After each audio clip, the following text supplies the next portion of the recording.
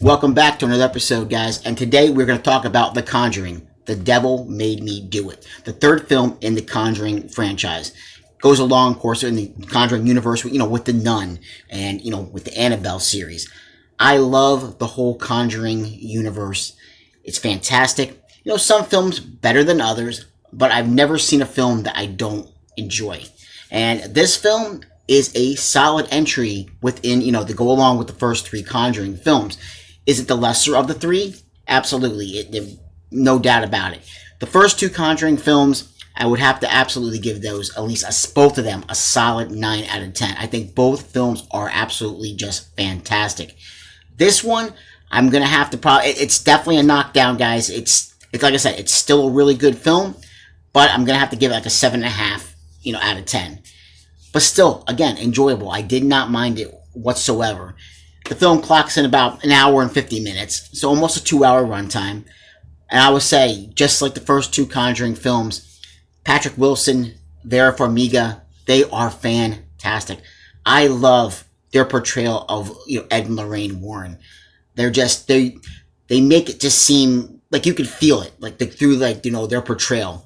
They do a fantastic job of really just bringing them to life.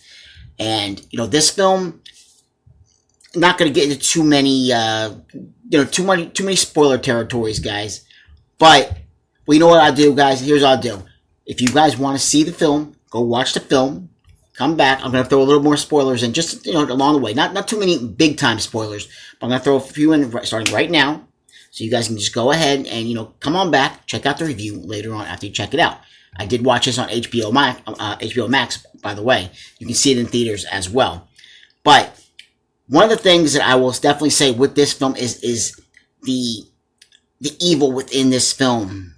Yes, there are supernatural elements, but the main perpetrator within this film is a human element.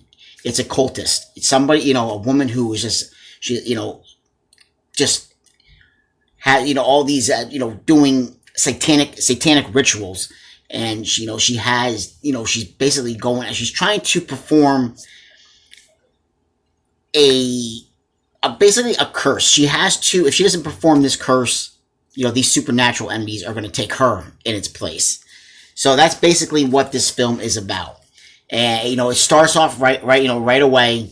You have a young man from the trailers. You've probably seen a little young boy who's laying on the water bed, and and he just he's grabbed. It starts off with him, and you have this this other young man, probably early 20s.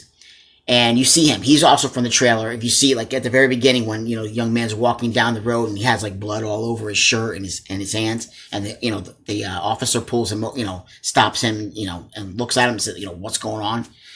And basically, what happens is you see there's a transfer between the demonic entity that's within this young boy to this young man, and that's where things kind of go from there. Now this entity is within this man, and that's. Things happen, and of course, this is a trial film. This is basically, this young man now, he's going to be on trial for a murder, and it's up to the Warrens to fit. This is the first time ever. Again, based on a true story. With some things thrown in. Just spice things up a little bit, but based on a true story back from 1981, and it's the first time ever that you were seeing somebody within the U.S., going into court was now, their defense against, a manslaughter charge, murder charge, is that the devil, it was, again, within the title, the devil made them do it. And it's never been used, that no one had ever used it at that point. And, you see, there are, videos and tapes, showing that, these things happen to this young man. And it's just, it's a crazy thing, crazy ride with what happens to this young man. But again, I'm not going to go any further with any spoilers like that, guys. I just think it's a solid film. It's acted well. Like I said, everybody else is basically a secondary character, and it's really, like I said, Patrick Wilson and Vera Farmiga. They are just fantastic. I enjoy them.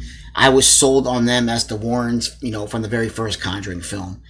There's just a portrayal, especially Vera Farmiga. She just you just feel like when she's, tapping into like the supernatural, being able to kind of like connect to the other side. You just feel like she just really brings it out. Like you really want it, like you believe in her, what she's going through. And it's just, this film, again, not as strong as the first three. I mean, as the first two, but still a solid entry. I would probably put, this is the first time that a Conjuring film has been directed by someone other than James Wan, who I absolutely love. James Wan films. I think he's a fantastic director. He definitely directs the kind of films that I like. He's spot on when it comes to horror films. But this was directed by, you have to excuse me, the director who directed this also directed the Curse of La Llorona, which I thought was a good film. Not as, it is a part of the Conjuring universe, but it's not as strong as the other films within, the entire, universe as a whole. But he does a good job. He definitely gets some decent jump scares into this film, and he definitely makes it his own film. That, I would say it's definitely a step above La Llorona. It's absolutely. But it's just a little bit down below what James Wan was able to do with the first two Conjuring films. I think it's all about atmosphere with this one. It doesn't have the kind of atmosphere where the first two films have. The first film's like an old, farmhouse, basically. The second film, they're in England, and it's just, there's a lot about atmosphere. And this one, it does step down. It doesn't have as much of that built in with this. When jump scares happen, when things build up, there's a good sound. I caught myself having to turn the volume down a few times because things pick up and things get loud when things are about to go down. But again, this is a really good film. Towards the end, we get a little, when Ed Warren is in his office, or his room where he keeps all these creepy, possessed antiques, basically. You get a little, get that shot of the painting up on the wall of the nun. You get to see Annabelle real quickly in her case. But just a really, it was solid entry. I wasn't disappointed. I put it that way, guys. I was not disappointed. A good 7.5 out of 10. Anywhere from 7 and up. That's still a really good score. It's a really good score. The first two are a hard act to follow. They honestly are. But this film is definitely a good solid 7.5 out of 10. If you go back and you watch a second time, you might even pop it up. Maybe I'll even pop it up to about an 8. But right now I'm at a 7.5. And again, Patrick Wilson, Vera Farmiga, they're great. They hold this together. They really do. They are I couldn't picture another actor and actress portraying these characters.